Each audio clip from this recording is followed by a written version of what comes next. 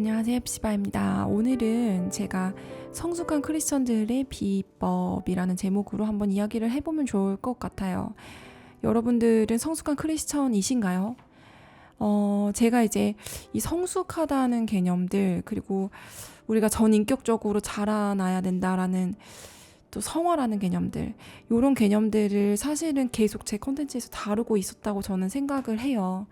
우리가 이제 연애 이야기하고 결혼 이야기하고 이제 뭐 육아 이야기하고 할 텐데, 결국에는 우리가 전인격적으로 하나님 안에서 예수 그리스도의 분량으로 성장한다면 이 모든 것들이 능숙하게 될 수밖에 없겠죠.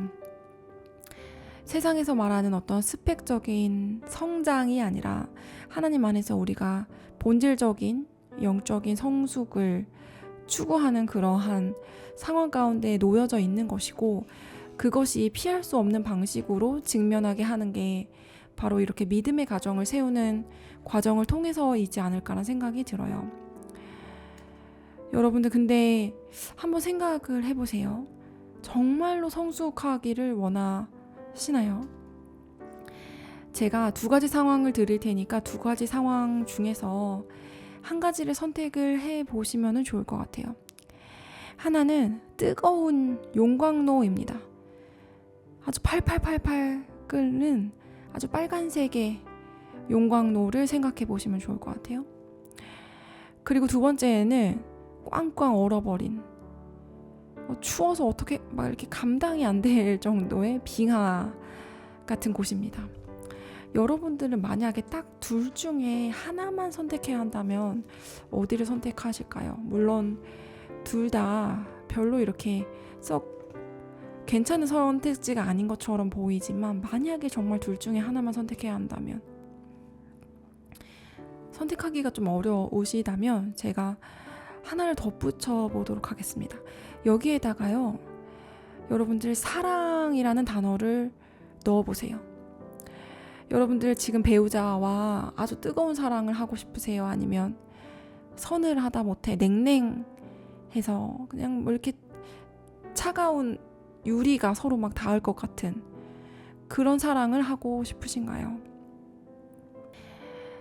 또 한번 질문을 확장해 보자면, 여러분들 하나님과는 어떤 사랑을 하고 싶으신가요?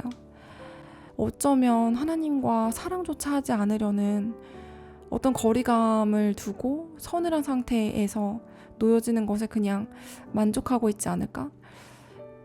그러다가 어느 날 그냥 은혜가 조금 오면 약간 따뜻하네, 오늘은 됐다 하면서 또 신앙생활 이 정도면 됐지 하고 다시 또 서늘한 상태로 아주 오랫동안 살다가 아주 차갑게 굳어버린, 식어버린 그 심장을 가지고 있다가 또 어느 날은 조금 힘드니까 오늘은 좀 기도해볼까, 큐티해볼까, 오늘 좀 찬양 정도 들어보면 나쁘지 않겠지, 이렇게 해서 다시 마음을 녹였다가 또 한번 차갑게 사는 삶을 선택하고 있는 것은 아닐까라는 생각이 들더라고요. 제가 우리 채널에서 아무래도 이 사랑 이야기, 특별히 이제 뭐 남녀 간의 사랑부터 시작해서 이렇게 나아가는데, 이거는 굉장히 뭐 쾌락주의적인 기술을 이야기하는 게 아니잖아요.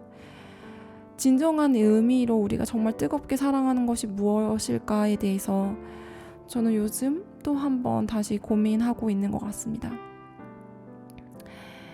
하나님은 그러면 우리한테 어떻게 하실까?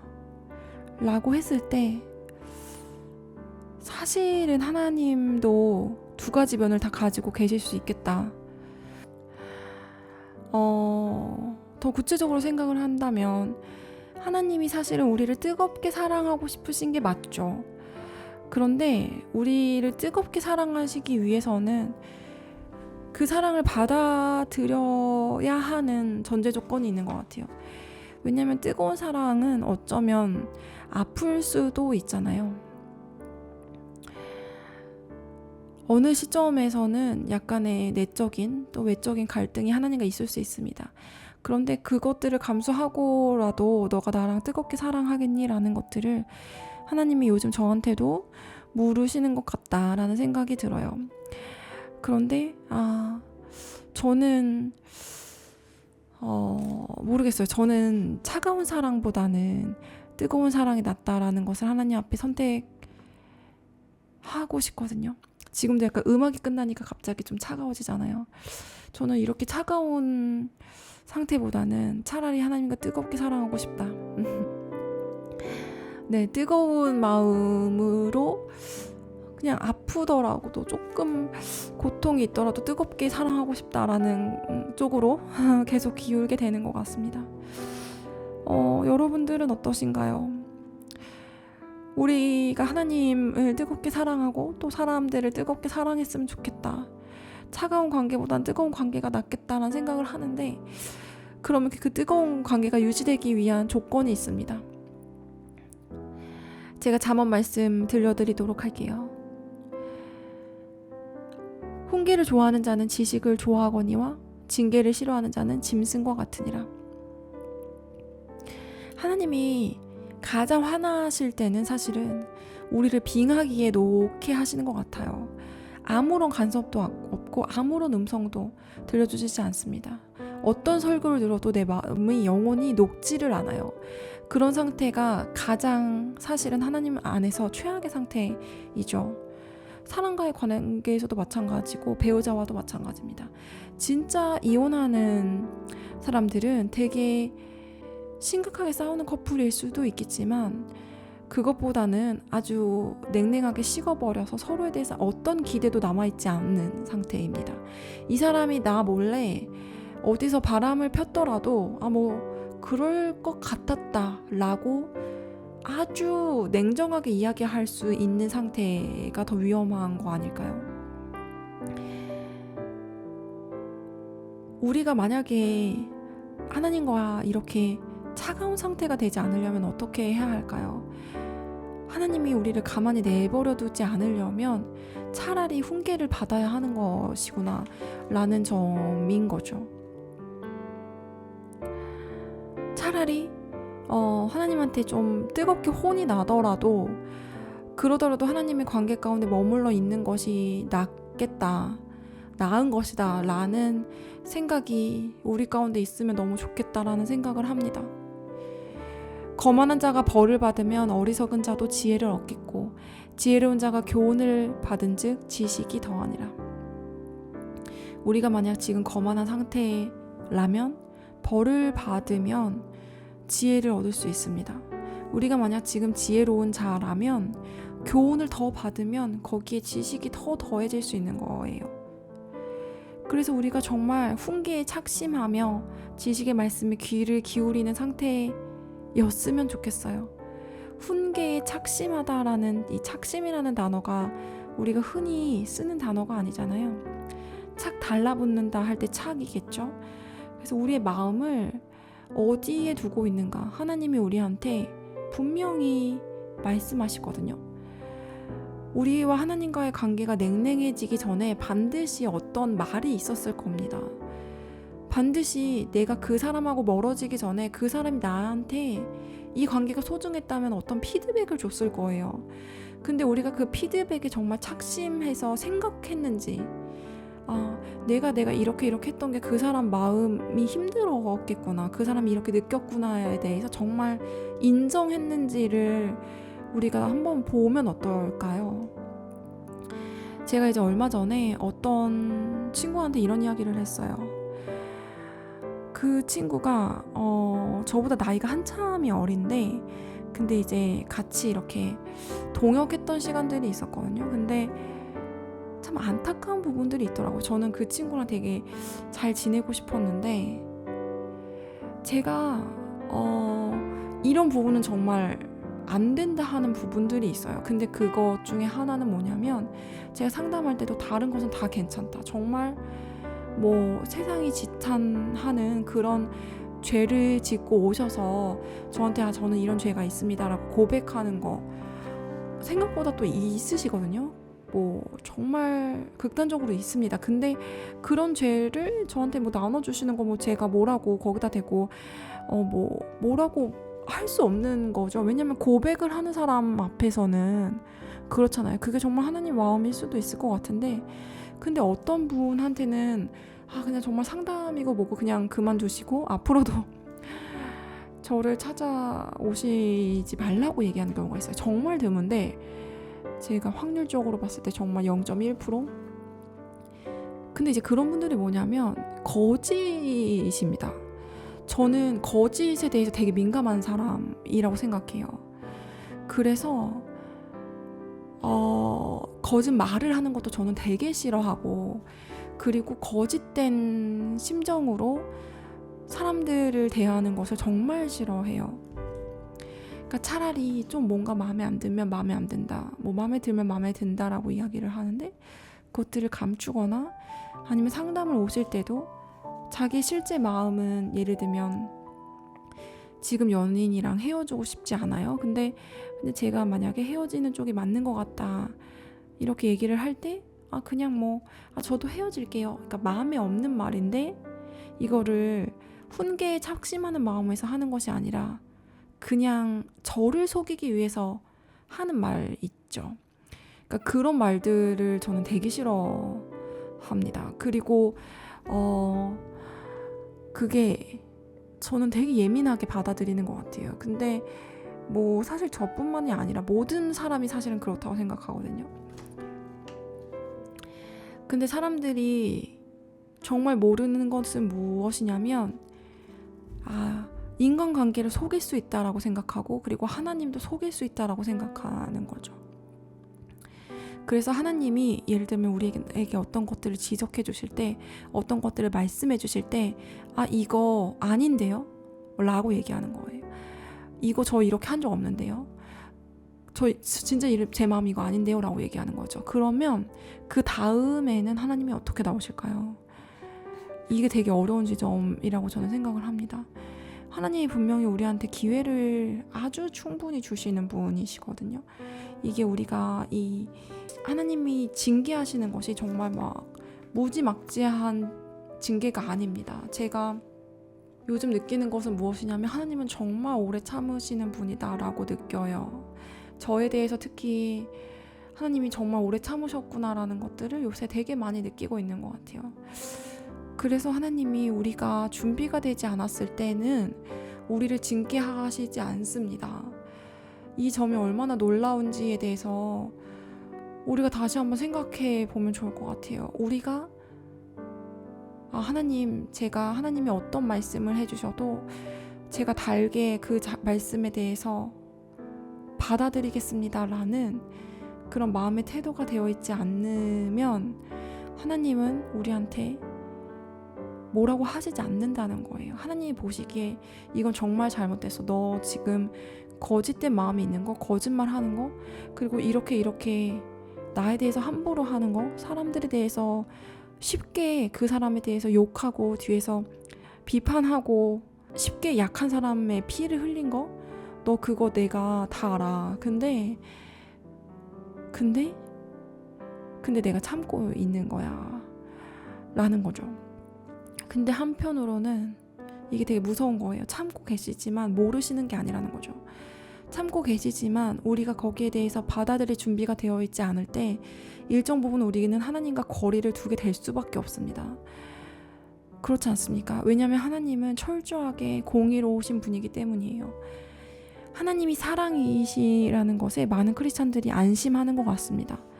그런데요, 하나님은 공의로우신 분이기도 하다는 것이죠. 그것은 뭐냐면 하나님은 기준이 있으신 분입니다. 암호하거나 친하게 지내시지 않으세요. 하나님이 사람을 고르십니다. 만약에 그런 게 없다면 우리가 하나님 안에서 신앙생활이 아무것도 아닌 게 돼버리는 거예요.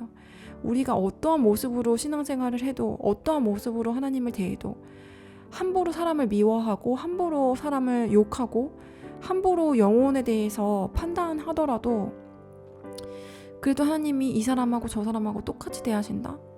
어떤 사람은 정말 하나님과 사람 앞에 두렵고 떨리는 마음으로 대하는 사람이 있고, 어떤 사람은 정말 함부로 아무리 주변에 어떤 피드백이 오더라도 그냥 나는 그런 게 아니다 하면서 정말 망나니처럼 짐승처럼 누군가 징계를 해주는데도 그 징계를 싫어하면서 짐승처럼 살아가는 사람이 있는데, 그런데 하나님이 이 짐승처럼 살아가는 사람과 하나님 앞에서 성숙해지려고 노력하며 훈계를 착심하는 사람을 동일하게 대할 거라고 생각하면 안 된다는 거죠.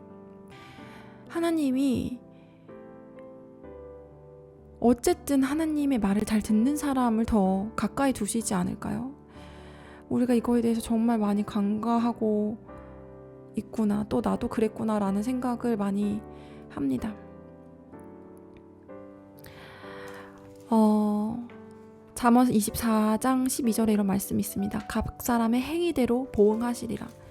여러분들의 행위가 어떤가요? 나는 믿음이 있어. 나는 천국 갈 거라는 믿음이 있으니까 괜찮아. 나는 하나님 사랑해. 나는 나 하나님 좋아하는데?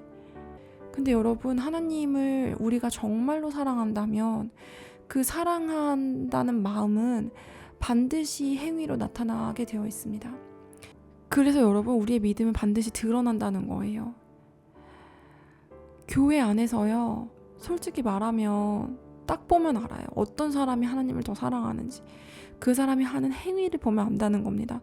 물론 그 행위가 전부는 아니지만 행위가 있다고 해서 그 사람이 마음도 지금 하나님 앞에 일치한 사람인지는 모르는 거죠. 그치만 하나님 앞에 진실된 마음이 있다면 행위로 나타나지 않을 수는 없다는 거예요. 정말 내가 하나님을 사랑한다면 하나님을 사랑한다는 어떤 증거가 하나님 앞에 그리고 사람들 앞에 나타나게 되어 있다는 것입니다. 누군가를 전도하게 되어 있고 또 교회를 섬기게 되어 있고 또 내가 조금 힘들더라도 하나님 앞에 이 어떤 징계의 지점에 있어서 수긍하고 내 자신을 고치려고 노력한다는 거죠. 내가 너무 사랑하는 하나님 마음을 아프게 하는데도 불구하고 하나님이 나를 이렇게까지 참으셨다면, 그리고 지금 나한테 때가 돼서 죄를 지적해 주신다면, 그러면 내가 이제는 이 죄를 자복하고 버리고 이제는 하나님 앞에 더 성숙한 사람이 돼야겠다라고 결단하는 지점들을 마주한다는 거죠. 그 끈을 내가 내 의지대로 잡는 사람이 된다는 것입니다.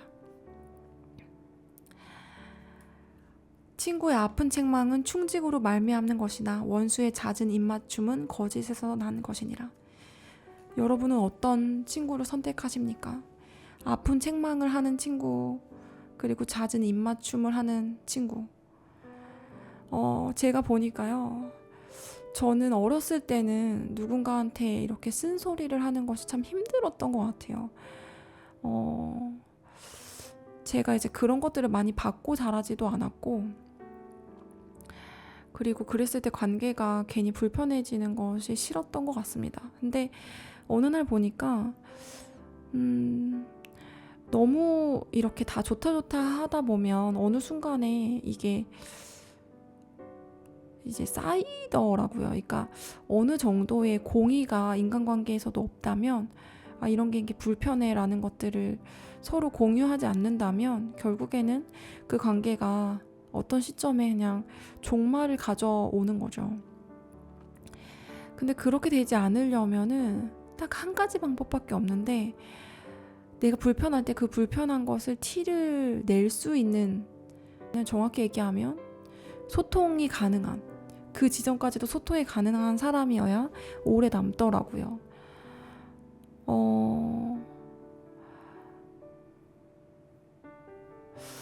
그런데 저 또한 그냥 거짓된 입맞춤이어도 자주 그렇게 거짓된 입맞춤을 하는 사람한테 되게 속기 쉬웠던 것 같다라는 생각을 하거든요.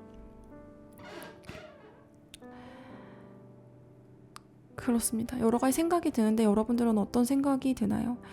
여러분들 주변에 진짜 친구를 구분해 봤으면 좋겠어요. 여러분들한테 그냥 다 좋다, 너가 이래도 좋다 저래도 좋다, 너가 그냥 정말 짐승처럼 살아도 좋다라고 이야기하는 친구가 아니라 너의 이러한 점이 있는데 이게 하나님 앞에서 죄된 부분인 것 같다 라고 이야기해주는, 신앙 안에서 이야기해주는 정말 친구가 있다면 그 친구의 이야기를 조금 더 듣는 것이 여러분들의 삶에서 정말 큰 유익을 가져다 줄 것 같습니다.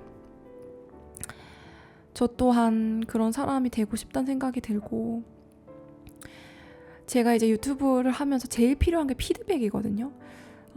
그냥 제가 잘못된 것이어도 좋으니, 뭐 예를 들면 오늘 제가 이렇게 음성으로 뭔가를 남겨요. 그러면 이게 뭐 오디오 소리가 좀 크다 적다, 뭐가 뭐 불편했다, 아니면은 너무 길었다 짧았다, 이런 어떤 피드백이 있는 것이 유튜브를 정말 살게 하는 거예요. 그래서 피드백을 주는 사람이 정말 고맙거든요. 그런 댓글을 달아주시는 분들이 있어요. 근데 그게 저를 그냥 무분별하게 비난하는 것과 다른 분들이 정말 계십니다. 이게 햅시바님한테 도움이 될 것 같아서 제가 이런 생각이 들어서 이렇게 나눠요. 뭐 이렇게 DM 주시는 분들도 있고 있어요. 그런 분들 때문에 제 채널이 어쨌든 저의 정말 한계에도 불구하고 여기까지 온 것이 아닌가라는 생각이 들거든요. 저의 채널에도 피드백을 정말 많이 주셨으면 너무너무 감사할 것 같고, 마지막으로 조금 헷갈리시는 분들이 있다면 이 얘기를 하고 마치면 좋을 것 같은데, 우리가 흉계를 10대 0으로 하라는 게 아니에요. 예를 들면 좋은 말과 나쁜 말, 부정적인 피드백과 긍정적인 피드백이 있을 때 긍정적인 피드백 10, 부정적인 피드백 0, 이것도 맞지 않지만 제가 아까 이야기한 것처럼 그러면 어느 순간 이것이 거짓이 될 수밖에 없다는 거죠. 그런데 거꾸로 부정적인 피드백 10, 긍정적인 피드백 0, 이것도 당연히 아닙니다. 어떤 관계에서는 부정적인 피드백이 너무 많은 관계가 있어요. 그런 관계는 결국 피하게 될 수밖에 없겠죠. 그리고 이제 하나님이 우리를 이렇게 훈련시키시지는 않습니다.